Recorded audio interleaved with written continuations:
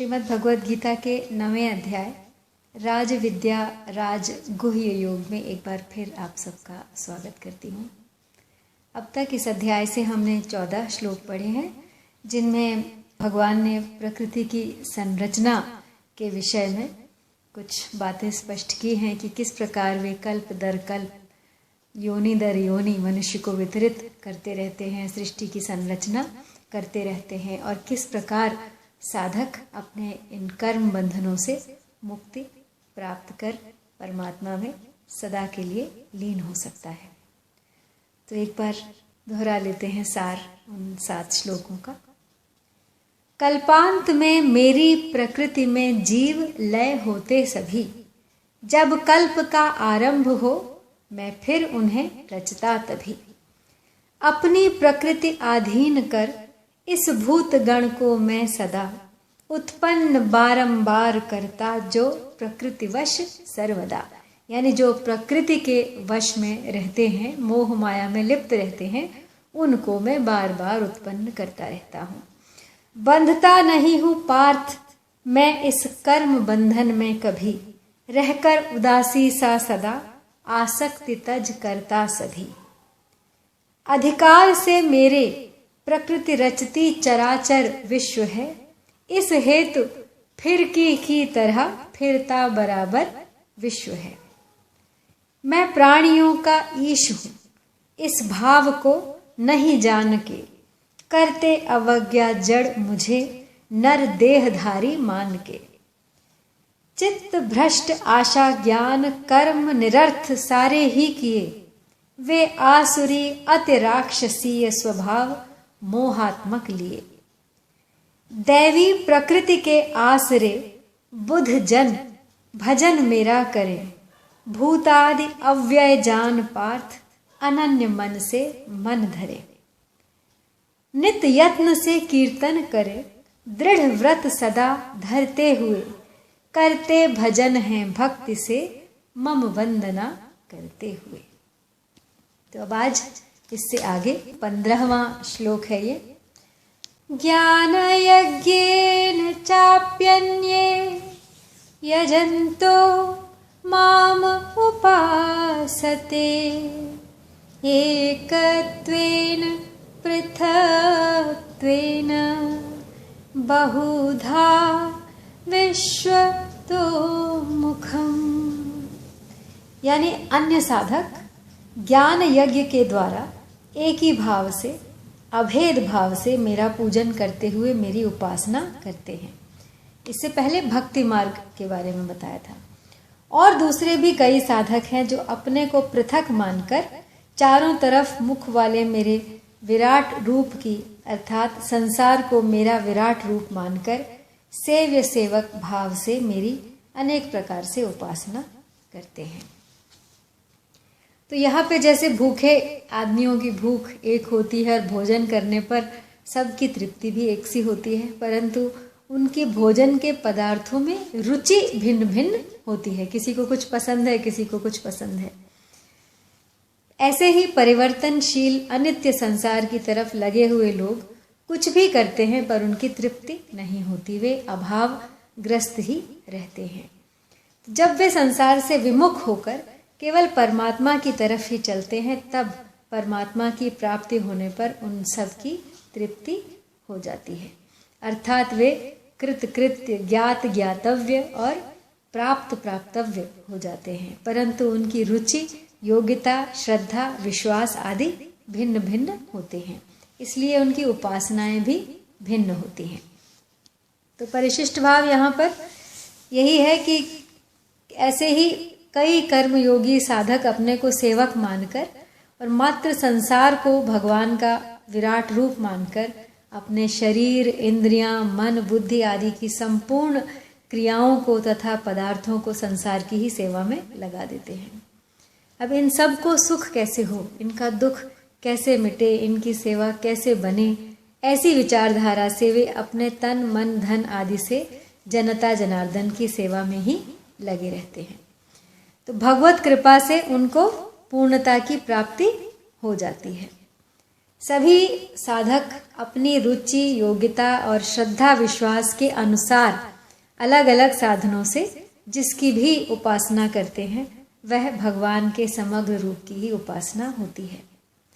तब आगे के श्लोकों में इसी समग्र रूप का वर्णन किया गया है।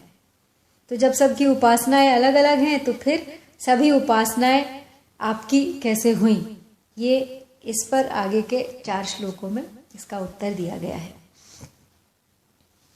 अहम क्रतुरहम यज्ञः स्वधा अहम औषधम मंत्रो अहमेवाज्यम अहम अग्निरहम हुतम पिता अहमस्य जगतो माता धाता पितामहः वेद्यं पवित्रमोंकार ऋक्साम यजुरेव च गतिर्भर्ता प्रभुः साक्षी निवासः शरणं सुहृत् प्रभवः प्रलयः स्थानं निधानं बीजम् अव्ययम्। तो ये तीनों श्लोकों का अर्थ एक साथ बताती हूँ। क्रतु मैं हूँ, यज्ञ मैं हूँ, स्वधा मैं हूँ, औषध मैं हूँ, मंत्र भी मैं हूँ और घी भी मैं हूँ, घृत भी मैं हूँ, अग्नि भी मैं हूँ और हवन भी मैं हूँ। जानने योग्य पवित्र ओमकार, ऋग्वेद, सामवेद और यजुर्वेद भी मैं ही हूँ। तो इस संपूर्ण जगत का पिता, धाता, माता, पितामह, गति, भर्ता, प्रभु, साक्षी, निवास, आश्रय, सुहृद, प्यारा, उत्पत्ति, प्रलय, स्थान, निधान, भंडार तथा अविनाशी बीज भी मैं ही हूँ। तो परिशिष्ट भाव यहाँ पे यही है कि संपूर्ण सृष्टि का सब कुछ ईश्वर ही है, परमात्मा ही है, सब करता धरता वही है। जैसे ज्ञान की दृष्टि से गुण ही गुणों में बरत रहे हैं, गुणा गुणेषु वर्तन्ते, पहले भी बताया है। ऐसे ही भक्ति की दृष्टि से भगवान की वस्तु ही भगवान के अर्पित हो रही है। जैसे कोई गंगा जल से गंगा का पूजन करे, दीपक से सूर्य का पूजन करे, पुष्पों से पृथ्वी का पूजन करे, ऐसे ही भगवान की वस्तु से ही भगवान का पूजन हो रहा है। वास्तव में देखा जाए तो पूज्य भगवान है और पूजा की सामग्री भी भगवान ही है और पूजा भी भगवान है और पूजक भी भगवान है। यानी सब कुछ भगवान है, पूजा करने वाला भगवान है, पूजा जो हो रही है, जो क्रिया, वो भी भगवान है, जिस सामग्री से हो रही है वो भगवान है और जिनकी पूजा हो रही है वो तो स्वयं भगवान है ही।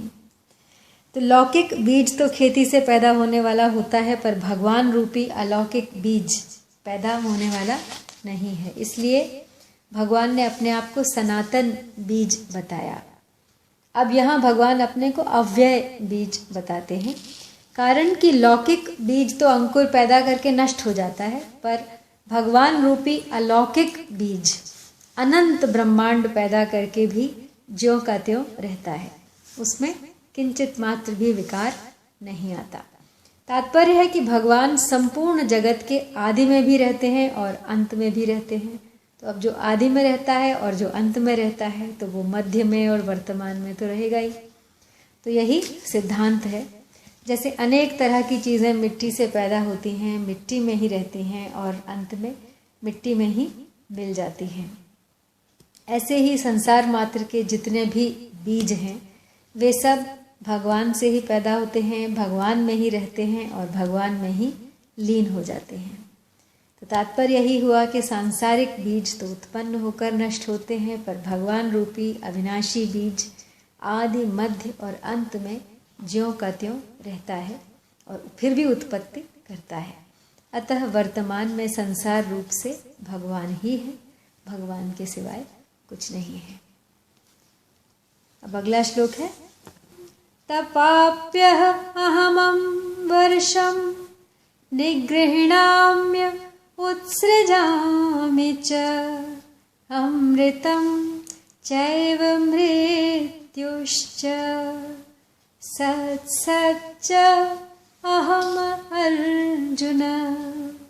यानी हे अर्जुन, संसार के हित के लिए मैं ही सूर्य रूप से तपता हूँ।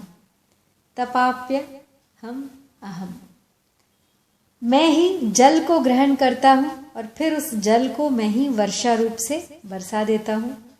और तो क्या कहूँ, अमृत और मृत्यु तथा सत और असत भी मैं ही हूँ।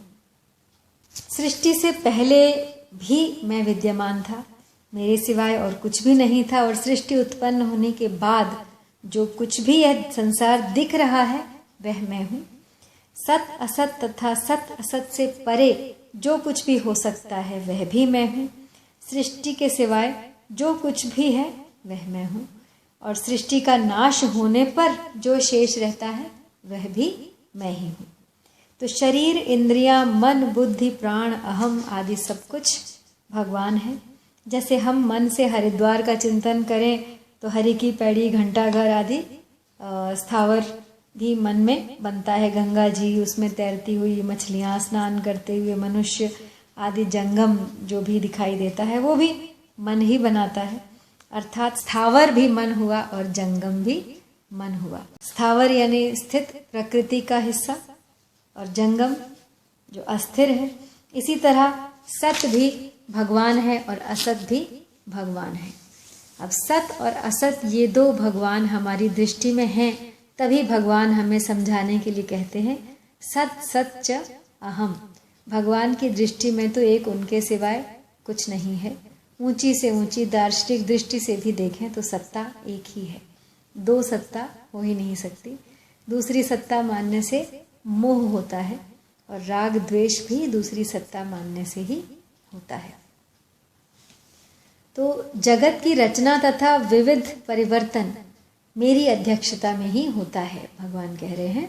परंतु मेरे इस प्रभाव को न जानने वाले मूढ़, आसुरी, राक्षसी, मोहिनी प्रकृति का आश्रय लेकर मेरी अवहेलना करते हैं और इसलिए वे पतन की ओर जाते हैं।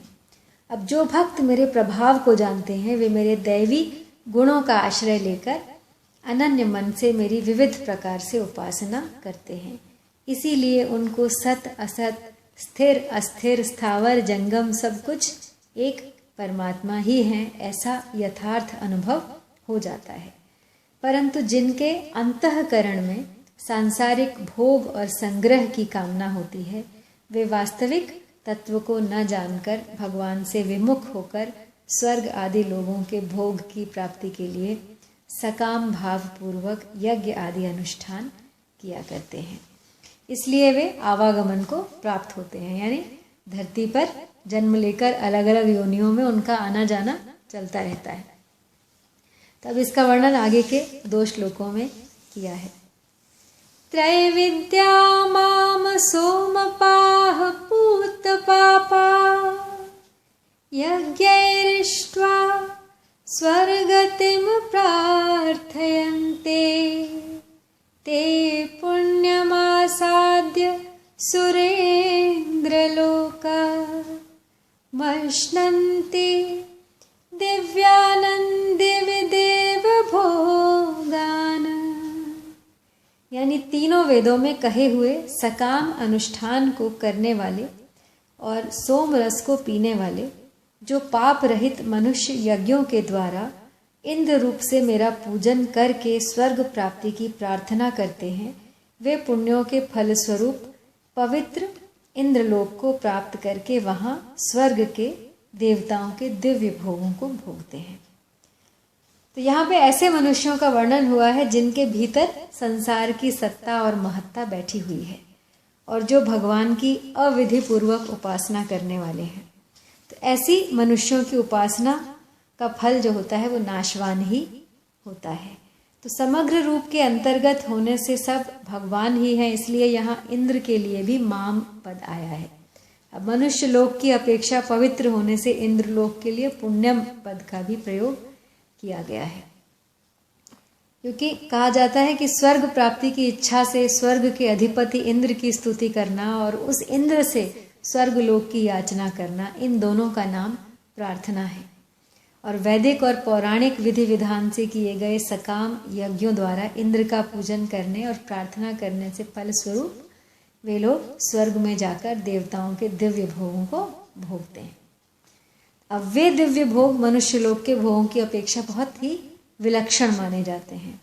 वहाँ वे दिव्य शब्द, स्पर्श, रूप, रस और गंध, इन पांचों विषयों का भोग अनुभव करते हैं। इनके सिवाय दिव्य नंदनवन आदि में घूमना, सुख आराम लेना, आदर सत्कार पाना, महिमा पाना आदि भोग भी वे भोगते हैं, ऐसा माना जाता है। स्वर्ग की इच्छा इसीलिए लोग करते हैं। तो अब अगला श्लोक है, ते तं भुक्त्वा स्वर्गलोकं विशालं क्षीणे पुण्ये मर्त्यलोकं विशन्ति एवं त्रयी धर्ममनुप्रपन्ना गतागतं कामकामा लभन्ते। यानी वे उस विशाल स्वर्गलोक के भोगों को भोग कर पुण्य क्षीण होने पर मृत्युलोक में आ जाते हैं। इस प्रकार तीनों वेदों में कहे हुए सकाम धर्म का आश्रय लिए हुए भोगों की कामना करने वाले मनुष्य आवागमन को प्राप्त होते हैं। स्वर्ग की प्राप्ति चाहने वाले ना तो भगवान का आश्रय लेते हैं और ना भगवत प्राप्ति के किसी साधन का ही आश्रय लेते हैं।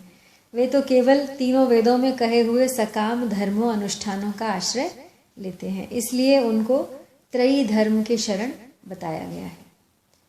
गतागतम का अर्थ है जाना और आना। तो सकाम अनुष्ठान करने वाले स्वर्ग के प्रापक जिन पुण्यों के फल स्वरूप स्वर्ग में जाते हैं, उन पुण्यों के समाप्त होने पर वे पुनः मृत्युलोक में लौट आते हैं।